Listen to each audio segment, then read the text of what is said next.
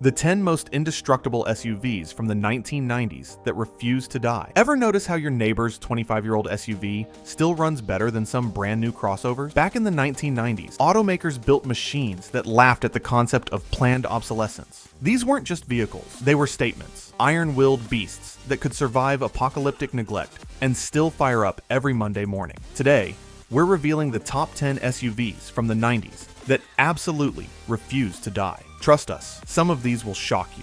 Number 10. Mitsubishi Montero. The Mitsubishi Montero won the Dakar Rally 12 times. Let that sink in. 12 victories in the most brutal motorsport event on the planet, where vehicles crossed deserts, mountains, and wastelands that would shred lesser machines into scrap metal. This wasn't some pampered luxury SUV pretending to be tough. The Montero earned its stripes in the harshest proving ground imaginable. When Mitsubishi brought the second-generation Montero to North America in the early 90s, they already knew what worked. Solid ladder frame construction meant this thing had the backbone of a pickup truck.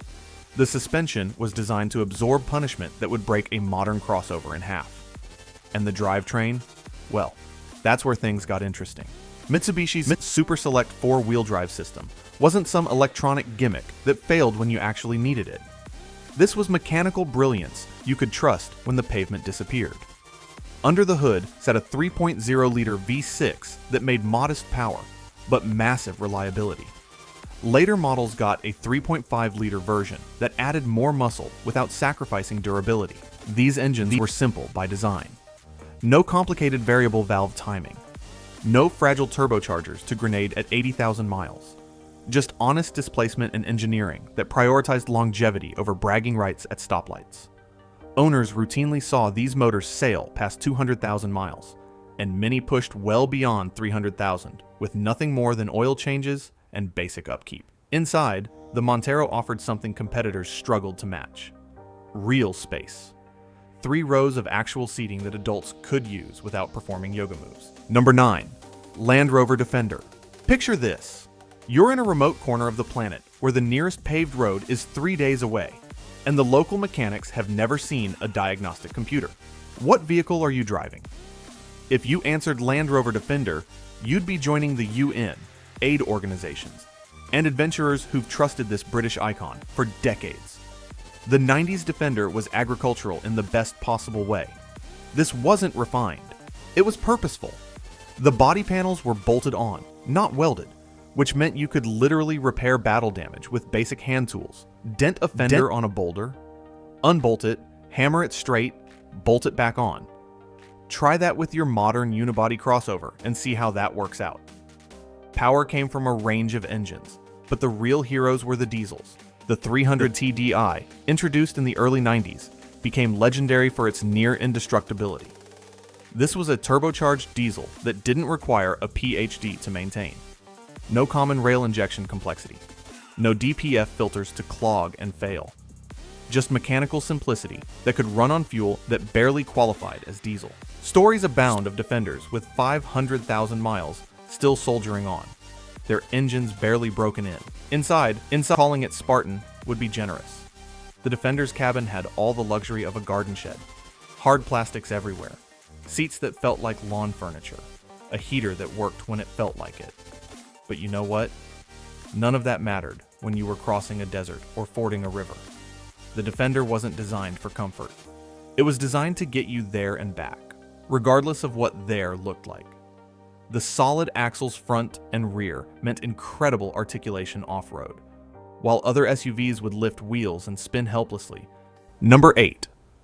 Hummer H1. Arnold Schwarzenegger changed automotive history, and most people don't even realize it.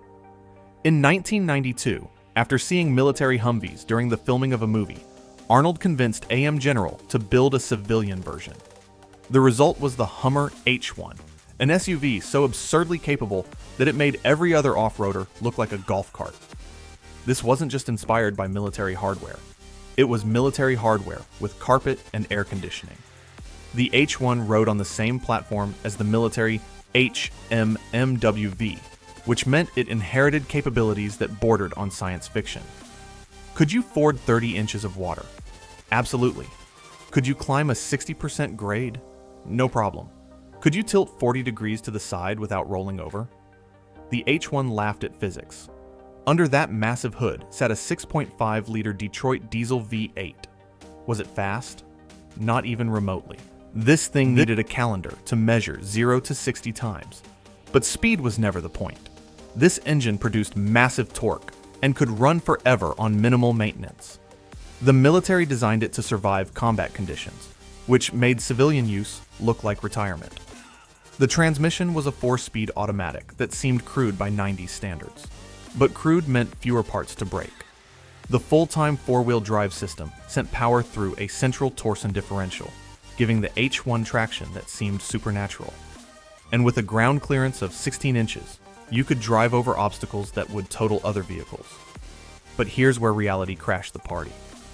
The H1 was terrible at everything normal people needed. It was 7 feet wide, which made parking a nightmare. It got maybe 10 miles per gallon on a good day.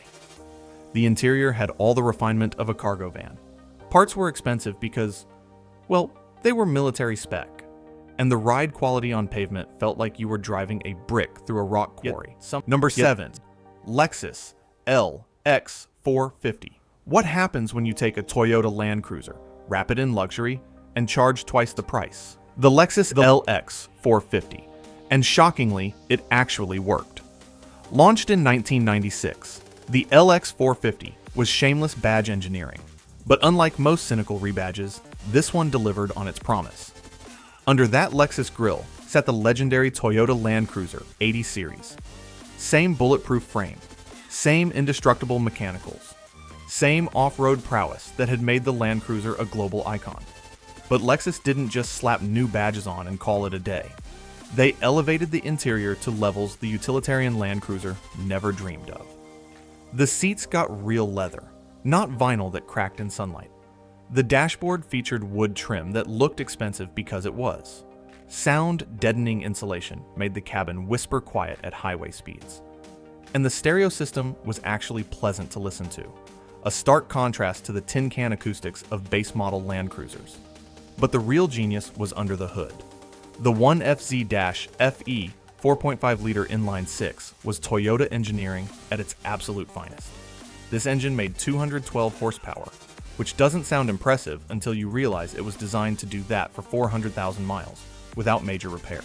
Cast iron block. Simple overhead cam design. No timing belt to snap and destroy your engine. Just a chain that could outlast the rest of the vehicle. Off-road, the LX 450 was every bit as capable as its Land Cruiser sibling. Full-time 4-wheel drive with a locking center differential. Solid front axle for maximum articulation. Enough ground clearance to tackle serious trails without drama. Wealthy adventurers could buy a $50,000 luxury SUV and actually use it in places where most luxury vehicles would get stuck in the parking lot. Here's what made it brilliant. While Range Rover buyers were dealing with electrical gremlins and air suspension failures, LX 450 owners were racking up miles with zero drama.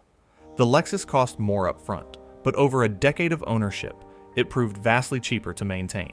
Today, clean LX 450s are harder to find than you'd expect. Most got driven hard and put away wet because owners trusted them enough to take them anywhere. The survivors command prices that seem insane for a 25-year-old SUV.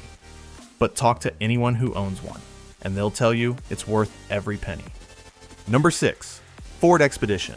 In 1997, Ford looked at the SUV market exploding around them and decided to go big, really big. The result was the Expedition, a full-size SUV based on the F-150 platform that could haul 8 people and tow a small house without breaking a sweat. Critics called it excessive. Soccer moms called it perfect. And you know what? The moms were right. At the heart of the first-generation Expedition sat the Triton 5.4-liter V8. This engine became legendary for its durability. Ford basically took truck engine architecture and refined it just enough for SUV duty. The result was an iron block workhorse that could rack up 250,000 miles without major issues. Sure, you might need to replace some spark plugs and ignition coils along the way, but compared to the catastrophic failures plaguing competitors, that was nothing. The body-on-frame construction meant this was a real truck underneath its family-friendly exterior. You could tow 8,000 pounds without drama. You could load it with cargo that would flatten a modern crossover. And when the road got rough, that truck platform absorbed the abuse without complaint. Inside, Ford actually tried. The first-gen Expedition featured theater-style seating in the third row, giving kids in the back actual visibility instead of staring at seat backs. The second row had enough legroom for adults on long trips, and the cargo area behind the third row could still swallow groceries, sports equipment, and whatever else American families needed to haul. Was it refined? Not really. The interior plastics felt cheap, the ride quality was trucky, and the fuel economy made environmentalists weep. But families buying these weren't chasing perfection. They wanted space, capability, and reliability. The Expedition delivered all three without the catastrophic failures that plagued European competitors. Here's the thing mechanics will tell you. When a first-gen Expedition rolls into the shop, it's usually for routine maintenance, not emergency repairs. The drivetrain is simple and accessible. Parts are cheap because they're shared with F-150s, and the vehicles themselves refuse to die. Today, you can find 20-year-old Expeditions still earning their keep as family haulers, work vehicles, and adventure rigs. They're not pretty, they're not trendy, but they're still running, which is more than you can say for many of their supposedly superior rivals. Number 5. Ford Explorer. The second-generation Ford Explorer, sold from 1995 to 2001, became the best-selling SUV in America for a reason. Actually, for several reasons, but we'll get to those. First, let's address the elephant in the room, the Firestone tire controversy. In 2000, reports started surfacing about Explorer rollovers linked to defective Firestone tires. The media firestorm nearly destroyed Ford's reputation. Congressional hearings happened, lawsuits piled up, and suddenly, the Explorer became the poster child for SUV danger. But here's the truth that got buried under the headlines. The Explorer itself was fundamentally sound. The problem was specific tire models that failed catastrophically at highway speeds. Once Ford recalled those tires and upgraded the suspension, the controversy faded. And you know what happened? Owners kept driving their Explorers. Because underneath the media circus, they had discovered something valuable.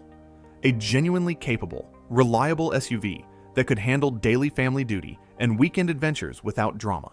The second-gen Explorer came with two engine options, and both were workhorses. The base 4.0-liter Cologne V6 made modest power, but massive reliability. This engine traced its roots back to Ford's German subsidiary and had been refined for decades. It wasn't sophisticated. It didn't have fancy variable valve timing, but it ran forever with basic maintenance. Many owners sailed past 200,000 miles without touching the engine beyond routine oil changes. The optional 5.0-liter V8, borrowed from Mustangs, added muscle without sacrificing dependability. This engine gave the Explorer legitimate towing capacity and enough power to merge confidently on highways. And like the V6, it was simple enough that competent DIY mechanics could maintain it in their driveways. The body-on-frame construction meant this was a proper SUV, not a tall station wagon. You could tow boats. You could load it with camping gear and drive into the wilderness. You could abuse it daily, and it would keep coming back for more. The solid rear axle gave it durability that independent suspensions couldn't match. Inside, Ford gave families what they actually wanted: comfortable seats, enough room for 5 adults. Number 4. Toyota Land Cruiser 80 Series. There's a reason dictators, humanitarian organizations, and suburban parents all chose the same vehicle in the 1990s. The Toyota Land Cruiser 80 Series didn't care about your politics or your lifestyle. It just worked. Everywhere, forever. Without complaint.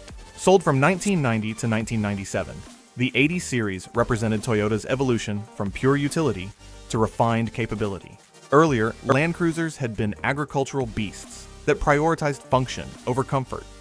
The 80 Series kept that legendary durability, but wrapped it in a package that didn't punish you on the daily commute. The engines told the real story.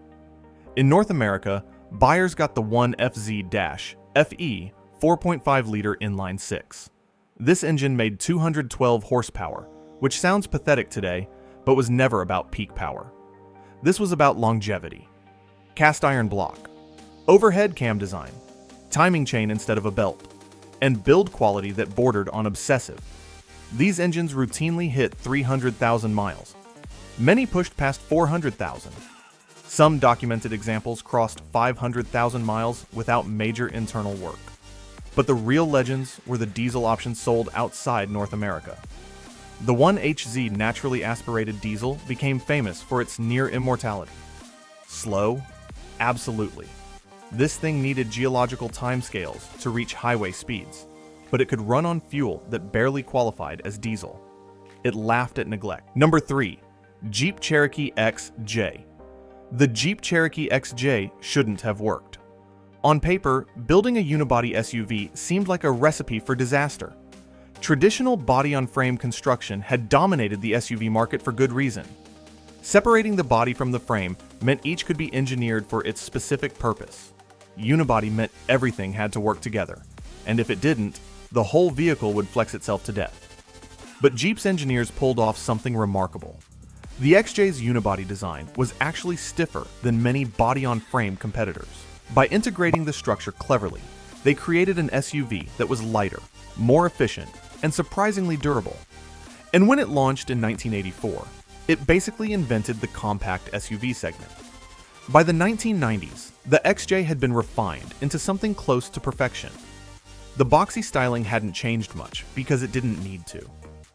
This was form following function, and the function was hauling people and gear anywhere you pointed it. The real hero was the engine. The 4.0-liter inline-six that became available in 1987 might be the most reliable engine ever installed in a production vehicle. This wasn't hyperbole. Mechanics will tell you stories about XJs with 300,000 miles on original engines that still ran perfectly. Some documented examples pushed past 400,000 miles. The secret was elegant simplicity. Cast iron block. Overhead valve design that dated back decades. No timing belt to replace. No complicated variable valve timing to fail. Just honest displacement and engineering that prioritized longevity over every other consideration. The 4.0-liter made 190 horsepower, which doesn't sound impressive until you remember the XJ only weighed about 3,200 pounds. Number 2. Honda CR-V. In 1997, Honda did something radical. They built an SUV that didn't try to be a truck. The first-generation CR-V ignored every convention about what an SUV should be and created something entirely new. And in doing so, they invented the modern compact crossover segment. The CR-V was based on the Honda Civic platform. Most manufacturers would have hidden this fact. Honda advertised it. Because borrowing Civic engineering meant borrowing Civic reliability, and by the late 90s, Honda's reputation for building bulletproof vehicles was already legendary. Under the hood sat a 2.0-liter four-cylinder engine that traced its lineage back to Honda's B series. This engine made 126 horsepower in early models, bumped to 147 horsepower in later years.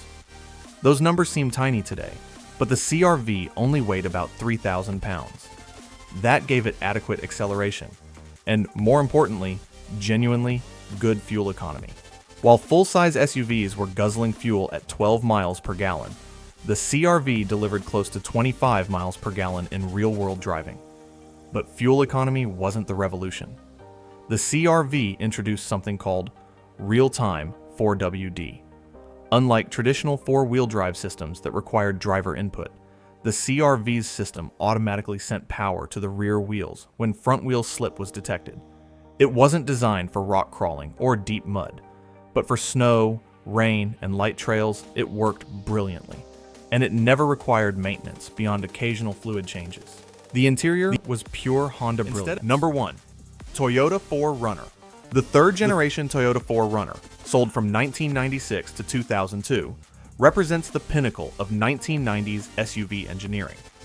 This wasn't just another solid entry in a strong decade. This was Toyota taking everything they learned from decades of building indestructible vehicles and creating something close to perfection. The second-generation 4Runner had problems. Head gasket failures plagued the V6 engines. The styling was awkward, and a high-profile Consumer Reports rollover test nearly destroyed its reputation. Toyota could have played it safe with the redesign, Instead, they went back to the drawing board and fixed everything. Under the hood sat a new 3.4-liter V6 that would become legendary.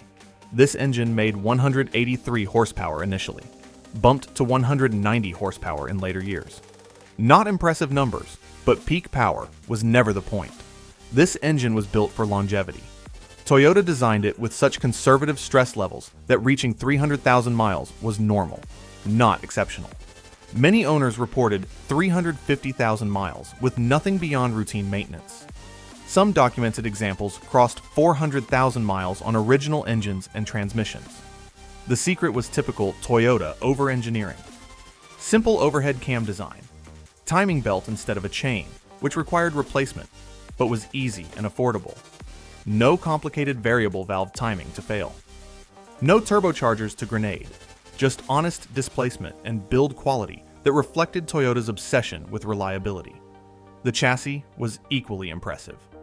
Body-on-frame construction gave it truck-like durability. The suspension was tuned to balance on-road comfort with off-road capability. And while it rode on an independent front suspension for better handling, the solid rear axle provided durability that independent systems couldn't match.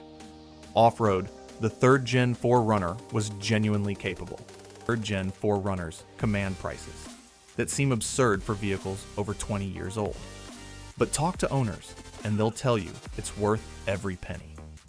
These are SUVs people buy and keep forever, not because they're classics or collectibles, but because they work reliably, year after year, without drama.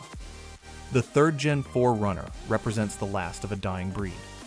Modern SUVs have more power, more tech, more luxury, but they've lost the simple durability that made the 4Runner legendary. And that's why enthusiasts hunt for clean examples like Treasure. 10 SUVs, a pattern emerges. The most durable vehicles from the 1990s shared common traits: simple engines without complicated electronics, body-on-frame construction that could absorb abuse, mechanical systems that could be repaired anywhere, and build quality that prioritized longevity over cutting costs. Modern SUVs have abandoned this philosophy. Today's vehicles offer incredible technology, impressive efficiency, and luxury that would have seemed impossible in the 90s. But they've lost something valuable in the process. The average new vehicle today has more computing power than the Apollo spacecraft. And when those computers fail, the vehicle becomes a brick. The SUVs on this list will outlive most modern vehicles despite being decades older. They represent a time when automakers built things to last, when mechanics could actually repair vehicles without a computer science degree, and when longevity was a feature, not an accident. These aren't just vehicles. They're time capsules showing what's possible when durability matters.